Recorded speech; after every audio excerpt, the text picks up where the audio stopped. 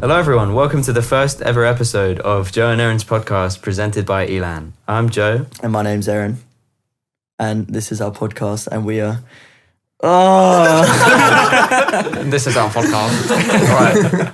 Right. Oh, why is this so much harder? Just keep going. Just say And we're here with the Untitled Studios for our debut episode. First ever episode. Welcome guys. Yeah. Introduce yourselves. Nice to be here. Hello. So I'm Sid. I'm Angel. And I'm Rufus. Great. So obviously you all met at ELAM. How did you guys sort of become friends? Well, it all started. So these guys were friends before. These guys were kind of friends from like the beginning. Like early days, yeah. And I was friends with this other group of people, and basically we all kind of merged. And there was this one day, I think it was like early November. So we were in the school for like 2 months, and we just thought, let's go to Soho. And we were out, and Angel had his photography camera at the time. And we just literally went out for the day, took a load of photos, and just became good friends from then. I think it kind of stemming from that friendship group that happened, we kind of went our separate ways because I think it was a lot to do with our creative mindset and how we thought differently to, I think, everyone else. And it kind of helped us almost form Untitled a little bit. Yeah. So I was just going to say, like, how did the idea of Untitled sort of come about? How did you think, we're going to take this further than just school projects? Basically, I think I mentioned it to Rufus first. Mm-hmm. It was like before school trip, and I was like, "Do you want to make a company with me?" Do you just because I know it's like creatively, like we had like similar ideas, and then I asked Rufus, and then I asked Sid because he was along with the trip, and then we just started making stuff together. Just like, why not? Did you guys have the Untitled Studios as a name in mind? Or so that is we did come up with the name the same day. Yeah. But I think it's kind of obvious. But the reason why we called it that is because we couldn't actually think of a name. So that was the only option. It was kind of a placeholder. Yeah, you can see like student production companies. It's normally just like Sly Fox Studios or like something. Cheesy. Yeah, very cheesy. Yeah. We were just like Untitled. I don't think it's cheesy. I feel like it works. Untitled was a placeholder. It was. We were like, we'll call Untitled for now. No, we'll have to think of something. We went to Abbey Road, wasn't it? Yeah. We're like, we'll think of something along the way. And there was originally supposed to be 4 of us, actually, which we were going to talk about. Bit of Untitled lore. I don't know if I should mention his name. No, probably not. But basically, there was a 4th person that could have been in the group, but it kind of. Differences. Differences. I mean, there's no problems with him. He's doing fine. Yeah, It just didn't really work with 4. But we're all the co-founders now and co-owners. Great. So. Cool. Well, it seems to be going well. You've just released Finger Food, directed by Sonny Allison Stewart, who's not joining us today. But at the time of recording, how long has it been out for? 3 days?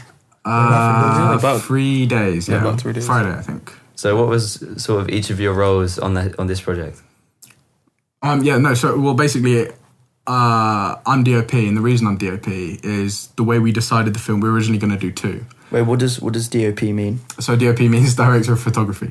Okay. So I filmed the whole thing. I was camera Just for anyone who didn't know. Yeah, for anyone who didn't Definitely know. not. Okay. It's just testing you. No, I did photography for GCSE. Okay. Oh, okay. I got a 5. Everyone got a 9, but like. So we basically all had our own ideas, for 2 pages of a script. And we wrote down on a piece of paper, like, each of our names, and we all voted. And I wanted Sonny's in the first place anyway. It was going to be Rufus and Sonny. I wanted to film Sonny's one. So I put myself down as DOP, and that's kind of how I got it. But then Rufus, because you didn't end up doing your film, we ended up doing one. I ended up dropping the film because it just didn't feel right at the time.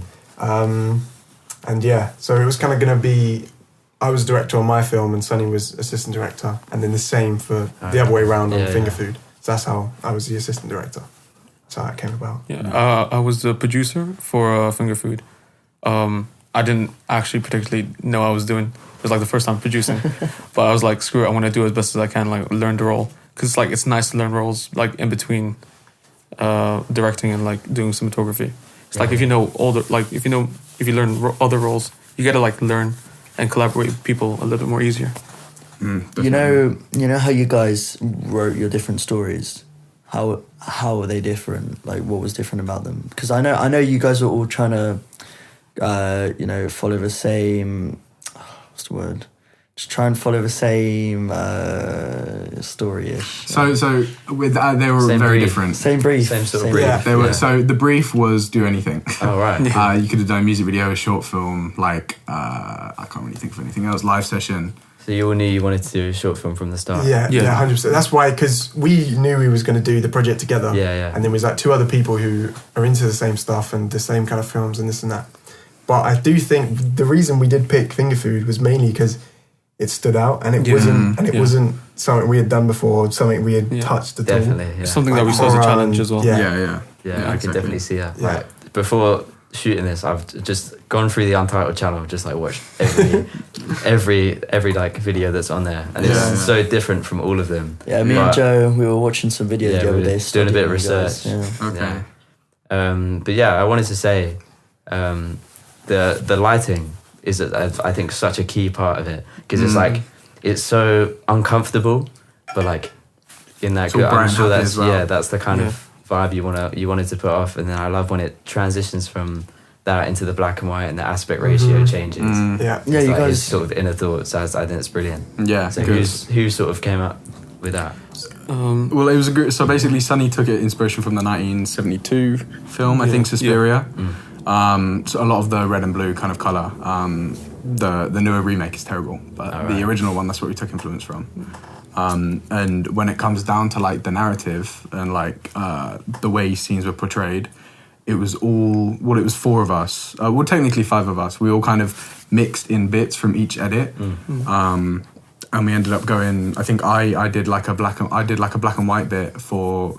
There's a kitchen scene where it's like a wide, and it basically goes from black and white to color, and it's like it's in his mind. So that was my part. Yeah. But there's a few different bits from each of So us. have you all sort of adapted each other's ideas from, because you all did separate edits, right? Yeah. So Yeah, you've all taken sort of parts of those and put them together. Exactly. Yeah. Yeah. Yeah, pretty Great. much. Cool. What was the question again? Because I think I had something to say. I was talking Yeah. about the uncomfortable, like. Oh yeah. writing. Yeah, I think stylistically, that was the one that you could kind of visualize the best out of all the films that we had. Yeah.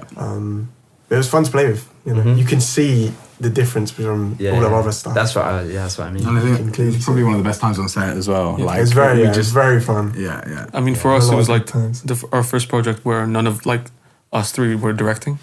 So we were all like, Yeah. it was like a love listening to our director, and like he had a lot of ideas, and it was just a challenge for us to like put his ideas out. Yeah, We had to try and, accommodate for him. visualize Yeah. somebody else's ideas is like difficult sometimes. Exactly. It was very much like the I don't know what I was going to say. The effects that we did, the practical effects that we did on set, that was really fun. Yeah. And even like the Foley, the recording green back. screen. Aaron wanted to ask. Yeah, about that. Yeah, was Got that my notes right now actually. The finger, when you green screen a finger away, how did did you you? know? I've No, asked we you. had I'm to pretty cut sure it I off. asked you Oh, how. we yeah, actually yeah, cut it of off. course. Who said We that? did. No. But how did you actually do it? Like, did you wrap like some? I have no Oh, idea how do you green wanna screen explain works. it? Honestly, Yeah. like I want to know, but I I just feel like generally I've don't. asked you one of this before. Like it was actually pretty fun. Because when filming it, Sonny was always like on it. He was like, "How are we gonna do this? How are we gonna get the finger off?" It's like, "This is what we're gonna do. We're gonna wrap his finger around like with green tape or like something that's like off color from the actual shot." And then we tried to like green screen it off, like key it off. Didn't work. But because it was already wrapped off and it was like different, he just rotoscoped it off and he did it like the full effect himself. So But was yeah. that like when it's green in that raw footage? Yeah. How does it fill in what so- would be behind it? Yeah. So what we do- Yeah. So what we do, you're supposed to have like a clean plate. So there's two shots. Oh, One shot of like Lloyd, just like it's a kitchen scene, right? Lloyd cooking. He's not even there. He's not tied up. And then the main shot of him tied up. of the kitchen. Yeah. Yeah, so we And showed then- it twice and just I kept it see, I still. see. Oh. Yeah, it's really and then we just like Oh my cut god! out the bit Oh, one I can video. now So when it's, like, sleep mashed together. flawlessly. Yeah, like, yeah, I see. Yeah. Honestly, I'm back in always the- thinking about that when I'm watching a movie. Like, how do they do this? Yeah, that's how you do it. No, that was really clever though. Yeah, no, that's awesome. Yeah. Also, does it have to be green?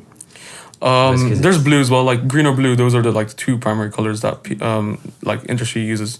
Like Star Wars was like blue screens, no green screens. But does it matter on the color? Like, isn't blue better for lighting? Blue's better for lighting. Green is better for like scenery. Yeah, it's like Harry Potter and Star Wars. They use blue, and then like simple stuff they use green. Like background changes. Yeah. Cool. Fair enough.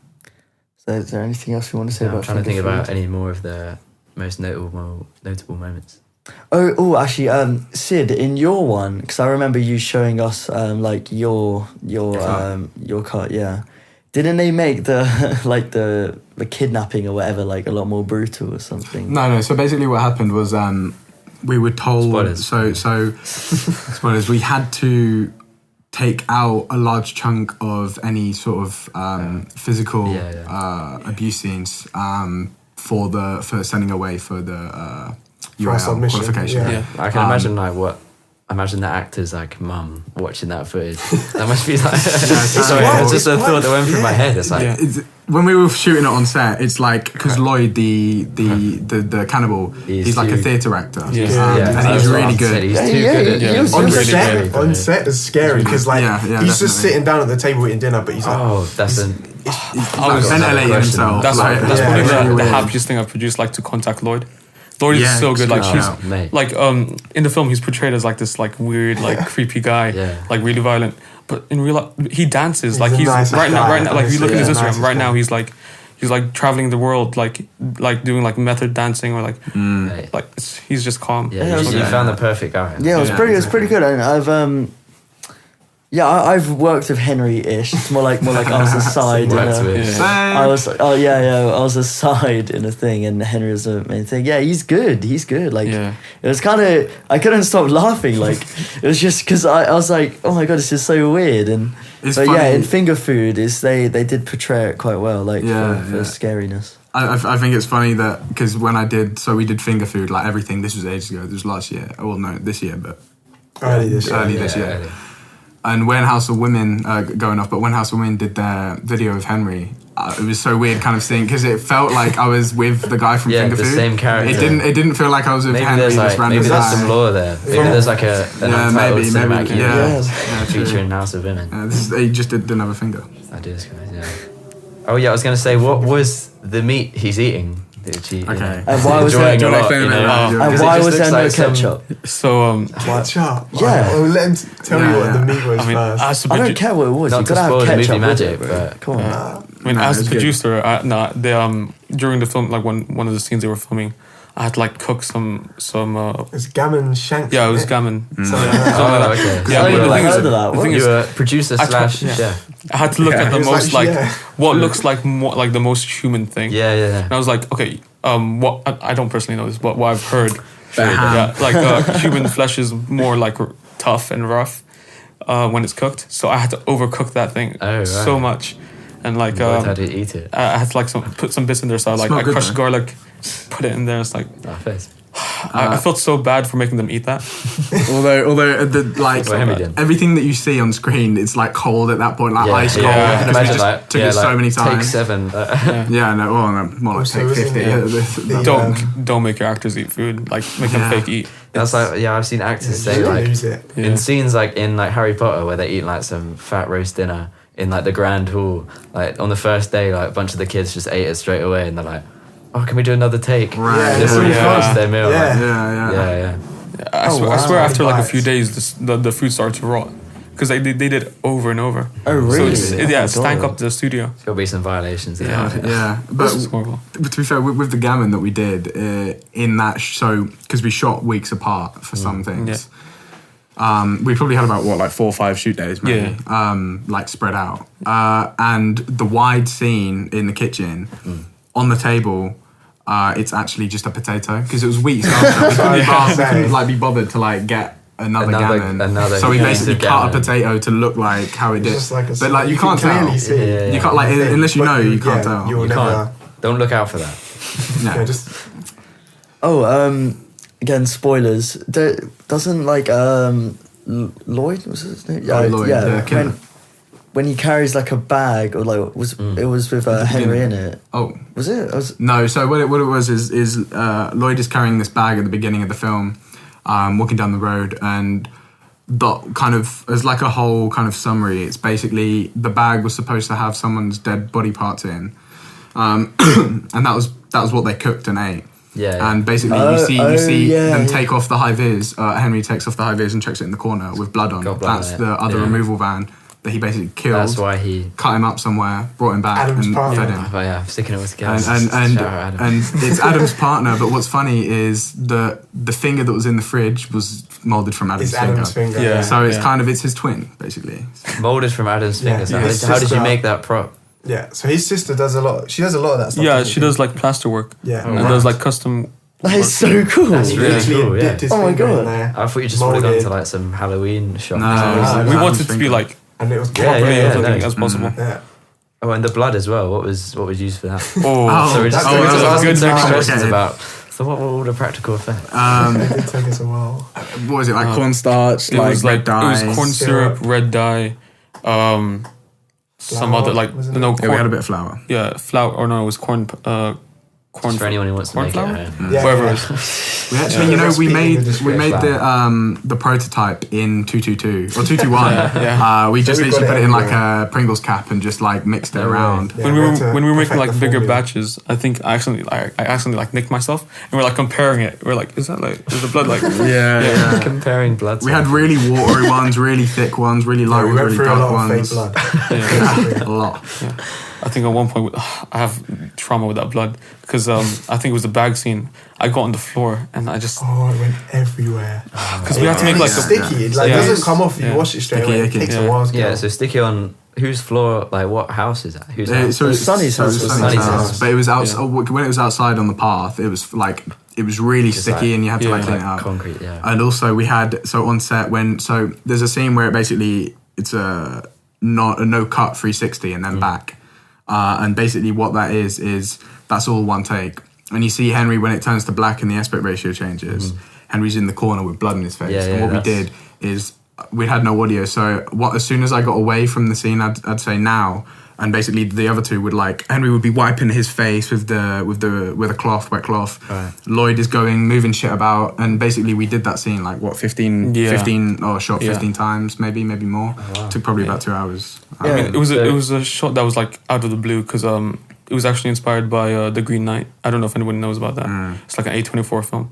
And I showed it to Sonny and he was like, yes, we're using that because it looks really obscure. So is that just like the camera's just on a pivot and you? Yeah, we it put was it just on- one shot, one take, just Sonny over had and an old record player, and we put it no on way. top, and we spun it around. It's quite hard. It's like yeah. Yeah, I was Not gonna easy as say it I seems, have no but idea it how you worked. did that shot, but yeah. Yeah, it was- Also, I'm actually in that shot. If you Oh, notice. right. Yeah. I'm Are you made the one Henry's walking away? body Yeah, Yeah, he's the double, body double, yeah. Yeah, you did. Yeah. In case people are wondering, how is he in it twice? That's Yeah. that's what we Yeah, did. yeah. You can tell on the jeans. Hope you like my No, very it's- tight jeans he had. Yeah.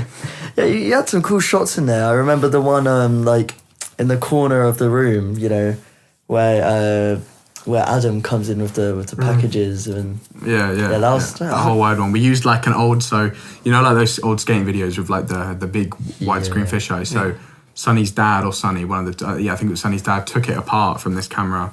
And what we did is we duct taped it onto the so we had the tripod up the highest it could be, Oh, right. and then stuck the fisheye lens. And I So it's basically as had to wide as hold it possible. on a stool while we were filming to give it that effect. First, actually, I want to say, big up Sonny's dad, by the way. Yeah, he no, helped yeah. us so He's- much with this film, key. building us dollies, Best boy. getting us so many different He's things. actually Yeah. credited Key grips. as grip, key grip. Oh, sick. But yeah, he helped us a lot. Yeah, I was gonna say the one of I think it's just Henry's just looking at the fridge. Is that dolly Oh. zoom? Or is Yeah, that yeah. just So, like- so we had our From the own back. back. Yeah, Yeah, from yeah. the back. Yeah, like so- that's I think just one of the best shots. Like. Yeah. Just Do you guys wanna?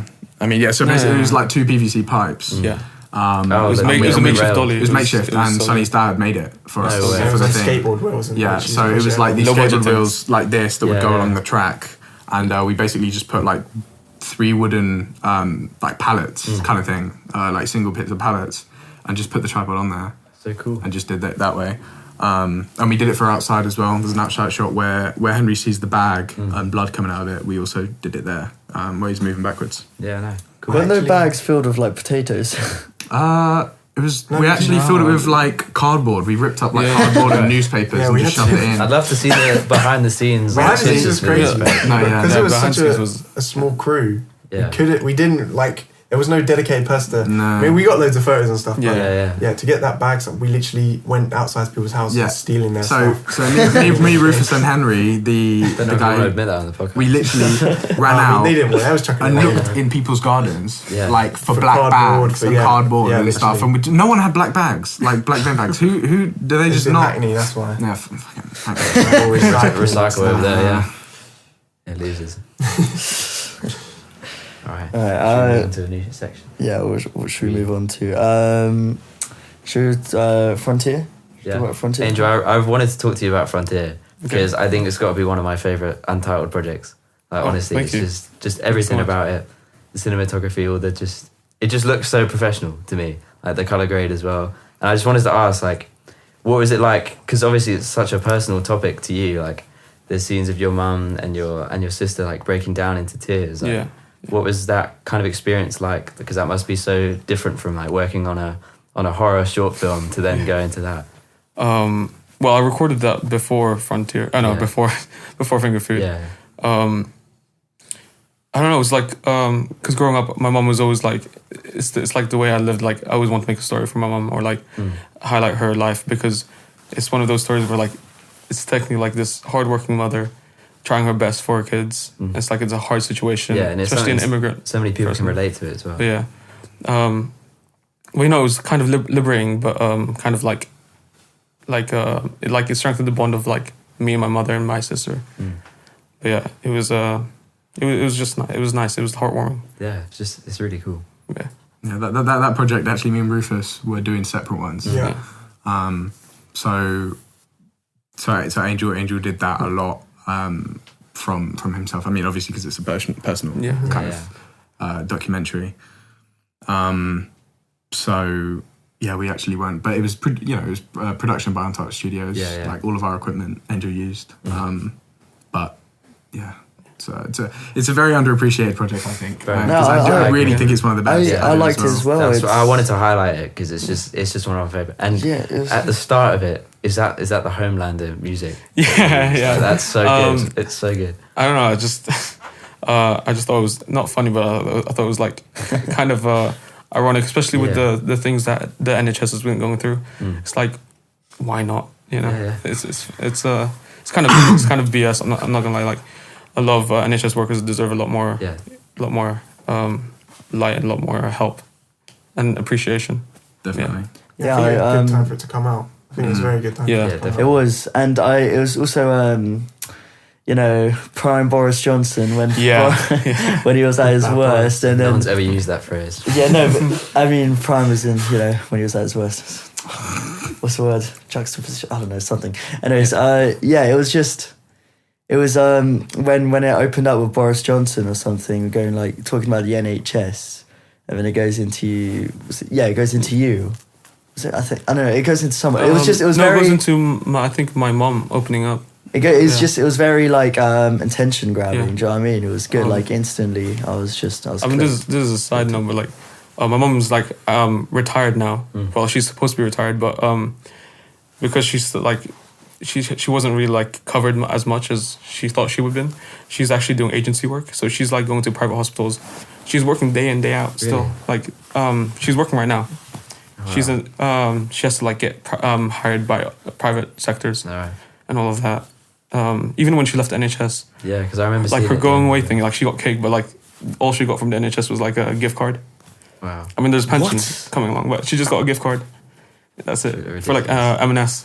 Yeah. No, like severance package or anything. Nothing that like she'll like claim her pension when she like properly files it, but yeah. Oh my god. Yeah. So she's only retired from the NHS. Yeah, just NHS. All right. But she still has to work. That's so sad. Anyways, onto a happier note. Rosillos. Let's talk about Rosillos, Sid. Yes, the other personal. That one was my personal favourite. It's because I love Rosillo's music, and it's just I do. It was so cool. What was cool about it? Thanks. It was cool. Hold on, let's get a quote from Sid's dad. Well, okay, so one of his scenes, it was just Sid's dad talking about how much he was enjoying Rillos, and he goes, I wanted to be a train driver, but then I saw A Hard Day's Night. So that was a film about Beatles, and I just... You cut out a lot there, Erin. It was just... that's the most significant... This is his favourite part. I was laughing so much, because you just go from being a train driver to like a drummer of a big band. Okay, do you want me to explain what it is? I mean, it explains it, but basically... It's because he wanted to be he wanted to be a few different things. He's like studied like literature in A-level and stuff like that, or O-level back in the day. And he said he wanted to be a train driver, and he said he watched A Hard Day's Night, and he saw if he played an instrument, then all girls would run after him. So that's the reason why he decided to be a drummer. Yeah, that's the reason. Is that what you wanted to say? No, nothing else about that. Anyway, moving on. Is with again, it was similar to Frontier when it opens up with the news lady, saying that they split up. Yeah, that they split up. Yeah, and then it fades out and it goes into Rillos, and I thought that was really cool. That as well was very attention grabbing. I've got some more notes here. All right, let me just say a thing. I love the bit at the end of it. It's just like it's so annoying because it's like what was it? Music and family or band and family? Should family they mix? Yeah. Like, family something and like band. that. Does it like? Yeah. Do they mix? And it was like work for us, but it's like teasing us of like surely there's something else. There's something else there that we don't know about. Yeah, but it's just like it leaves you wanting more, but like in the best way possible. Yeah. I wanted to do after making that. Because they're getting old now. My uncle, my dad, and I mean especially my uncle and the band because they still tour. I saw them the other day. In O2 Islington. But they kind of... I'd like to do a full documentary on them. I don't know when that would be. And by full, I mean 30 minutes plus. Yeah. It would still be short. I don't think I'd be able to make a feature on them at this stage at all. But, yeah, we could only get my... So originally I wanted the whole band to kind of be interviewed and, previous band members and all other stuff, like a proper documentary. But I kind of thought, why don't I just make it family and band? So then I got my dad and my uncle, and they spoke about it. So it's the Rillos documentary from my dad and my uncle. From their POV, Yeah. Did you learn anything whilst recording this documentary of Rillos? Because they had quite a journey. Well, I've had 18 years of knowing what they're like, so not too much. However, like when I especially from my dad, but however from like my uncle, because I rarely see him, like maybe like a few times a year. And he said a lot of stuff that is contradicting to my dad, because to be honest, family and band, did it work? That whole thing at the end. That's what I mean. That's what I was waiting for you to delve into. Band, relations, very a complicated thing. I mean, it's, for the most part, everything was great. Yeah, sure. And it's interesting seeing both, points of view from the brothers, even though they're my family. It's, I think in terms of learning anything from the documentary, I guess interviewing people was kind of interesting because I did like this, to get into ELAM, I did this interview documentary on what punk rockers did in lockdown. And I interviewed like my godfather and my dad and Ed Shudapol. And I when I was interviewing them, so I'd say like, and how did you end up knitting this thing? So one of them was doing knitting like that. And then they'd be speaking, I'd just be going, yeah, oh right, yeah, cool. Yeah, nice. Yeah, the whole way through. So it would just be... I'm resisting the urge to do that Yeah, exactly. And I just kind of realised when I did the documentary, I was like, I need to shut up, kind of. I just need to like let them speak. All right, I get the message. Because like, it was just like, but yeah, that's what I learned, really. All right, we've got 10 minutes left, so I'm going to ask you, Rufus, about Cakes, Candles and Guns. They said till 6. Rufus, for Cakes, Candles and Guns, who is your influence? Because I think I know who it is. I know what you're going to say. Go on, say it. It's definitely like Reservoir Dogs, Tarantino. I mean, I think as soon as everyone sees the whole Suits thing, that's what they do. Yeah. That's where your mind's going to go. I don't think that's actually not where the whole Suits thing comes from. This whole Suits thing come from Like the first, it's weird because the idea for it come up from a still from Stranger Things, which is weird. You wouldn't think that, but it's a still from Stranger Things. I think it's season 3, and they're at a funeral, or they come back from a funeral, or something like that. Trust me, I'll know. Erin's favourite TV show. Season 3 or season 4? No, season 4. Best TV show ever. That was the first thing this guy said to me. But do you know what? Forget the fan base. Stranger Things is amazing. All right. Like, for another time. That's for Millie Bobby Brown. No, for Nancy. All right, go. Yeah. That's great. That's where it comes from. But yeah, everyone always says Reservoir Dogs, Pulp Fiction. You know. Yeah. I mean, they are some of my biggest influences and the kind of stuff I do want to do and stuff like that. But yeah, I mean, Case Cannons of Guns come around at a weird time. You can kind of hear a lot of my voice in that, but that's not When I wrote it, I was like, I'm writing it because I feel like I need to write it, but I don't want to make it because it's not the kind of things I want to make. So it was weird, and then I eventually decided to make it, and it was big. It was a big like self-development for me, and not just filmmaking, but just as a person. And that was our first like non-project from education as well. So. That was our first outside. Oh really? So we actually shot that during when we were making Frontier and Rosillo's docs. It was kind of perfect. I actually know. I thought it was part of a school project. No, we shot it in October. We got all 3 directors, right?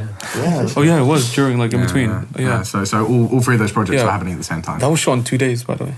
Yeah, that was shot in 2 days. Really? 2 days. Yeah, it's a lot of the shortest project we ever done. Like, it was hard. I'd say, I mean, I've said this a couple of times, but it didn't come out how I wanted it to necessarily.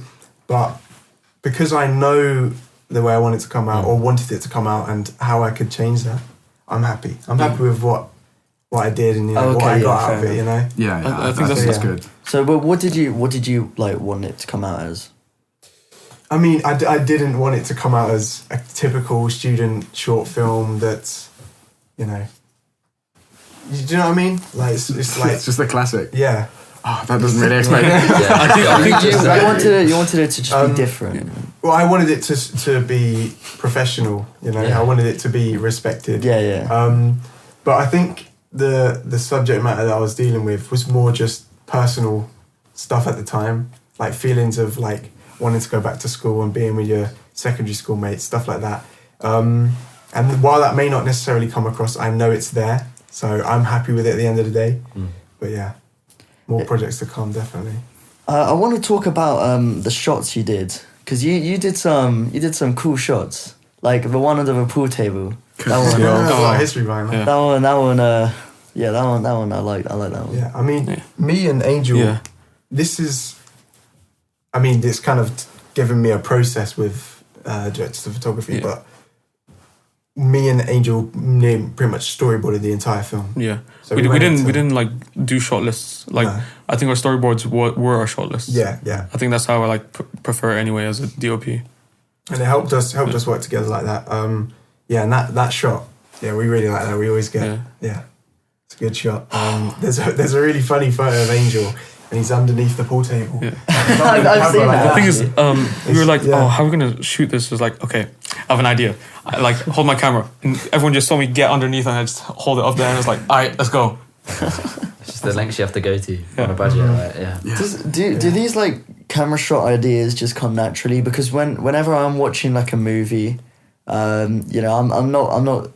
I mean, most of the time I'm just thinking about the acting and the plot and like.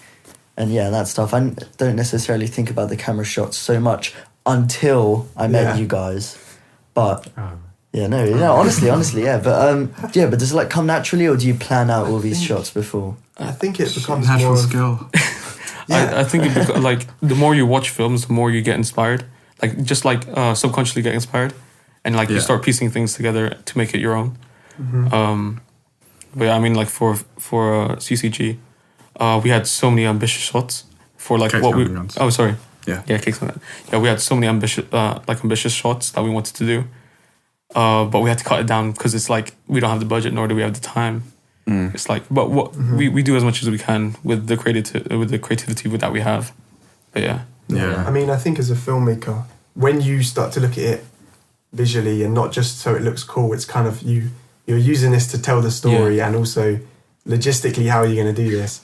And I think the more experience you have, the better you're able to do that. And that's what I've kind of learned as of recent. And a short film I worked on not that long ago, which...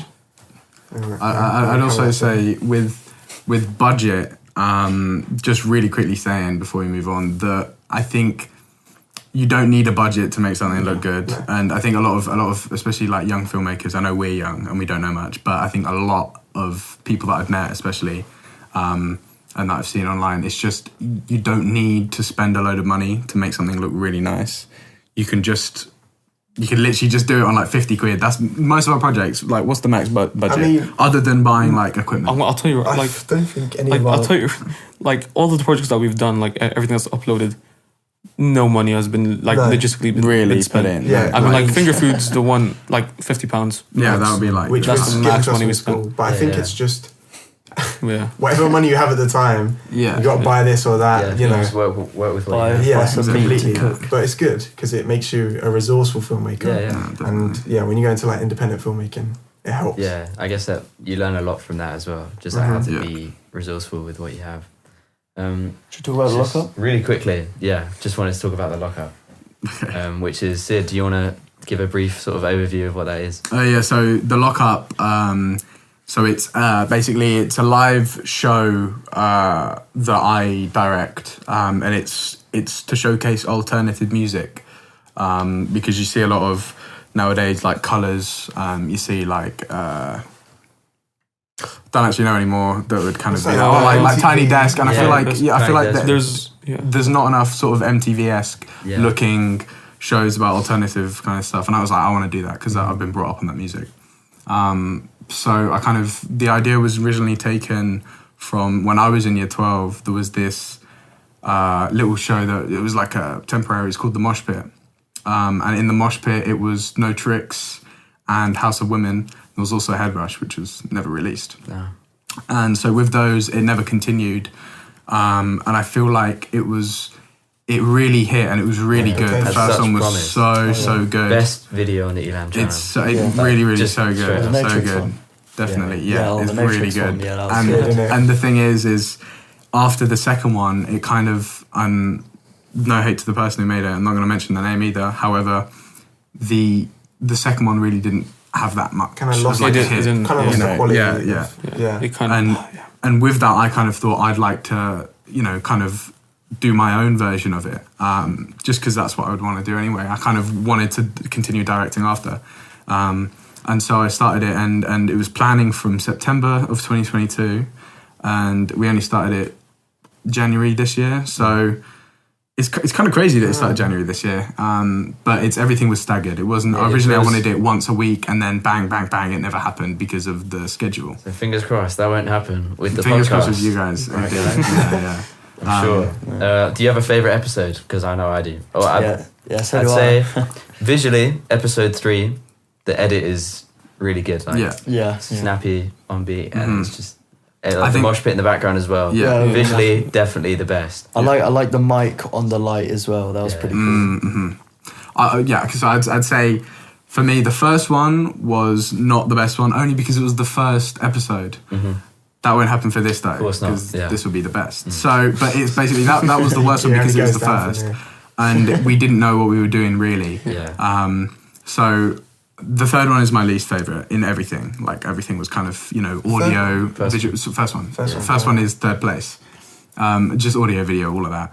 I think I would say the other two are actually just my two favorite. I can't differentiate them. However, what I'd say is the reason I like the second one is because it was spontaneous. Yes, just out of nowhere, and it hit really, really hard. And it also started, kind of to people know, Erin. I mean, it's your band, really.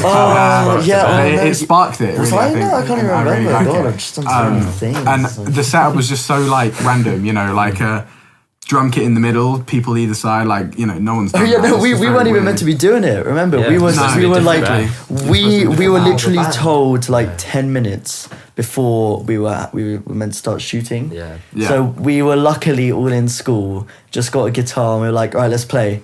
And It came out good. Yeah, your that's mic what made it didn't work. Yeah, your amp, sorry. Yeah, no, my amp cut out a bit every now and then, but like, Still you sounds know, good. it was like an 8 out of 10, you know. Yeah. And then I'd say the final episode, the finale, it had the best everything. Yeah. Like in terms of like lighting, setup, vibe, and I think the mosh pit did help a lot. And we couldn't do it for the other two. And it kind of shows that progression. Yeah, as well, It does, which is exactly. really good, Just wait until season 2. We were in the mosh pit. I think yeah. that's my favorite part about like Lockup.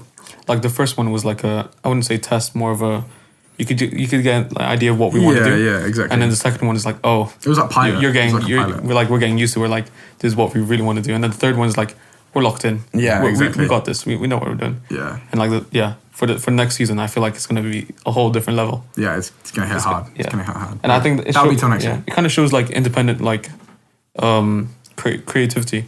It's like it just shows our progression. We learned from our previous one.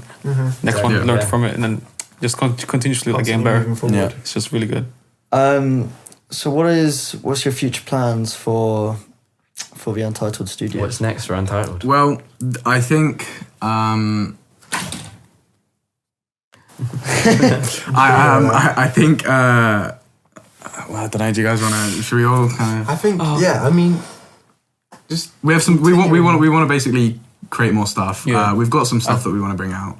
I think before Finger Food, before we released it, because it was such a buffer between like because we just finished ELAM, it was such a buffer for us to like get it out. Yeah, I think we were just like demotivated, but like after getting it out, we're now in this flow of wanting to like put more content, getting more creative again. Like we felt stuck. I feel like and like I think that's gonna start moving now. I think because we've been recently talking about creating new projects, listing like a whole plan for this year to create a lot more. Yeah. I don't know how That's much what we we're want to gonna say. But I mean, like that, I think that's a good outview. Basically, we're not planning on stopping. Great. Yeah, good. At all. I'm glad. And more than now than ever, we're just gonna go further. Yeah. I think. I mean, I'm pretty good at acting. Like I can always be in your. Always have you in mind. Yeah, of course. Yeah. Well, I can't wait to see what's next. Thank you guys so much. Oh wait, joining us. one last question. If you were, We're trying to come up with a signature question, but it's not really very original. But Okay, let's see how original this is. All right, come on. All right, okay. What is a film that is not necessarily your favorite, just one that you think everyone should see? Roadhouse. Roadhouse. I'd say Roadhouse. See, that's Treasure of the Ninja. Treasure of the Ninja. That's crazy. It's a wonderful film. I don't know. As it's coming out to Christmas, I'll say Trading Places. Ooh, I feel like not enough. Right. Trading Yeah. Places. Yeah. Bertie Good. on sound Great fun. is agreeing. He's loving it. Yeah. Well, thank you guys so much for being our very first guest on the podcast. It's been a pleasure having you here. Thank you very much. Come again. For having us, of course. Thank you guys for coming on. Thank you. And Till next time. we'll see you next time. Indeed, thank you. Love Go watch Finger Good Food. night. Yeah. Oh, Go watch the Untitled Studios on YouTube. Yes. Wait. Link in description. Yes, it will be. Untitled Studios.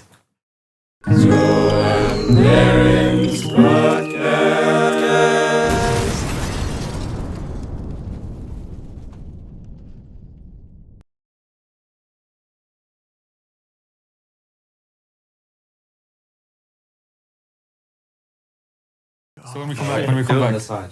Oh, wait. Oh, I've got wait. We stopped recording. Yeah. No, we stopped.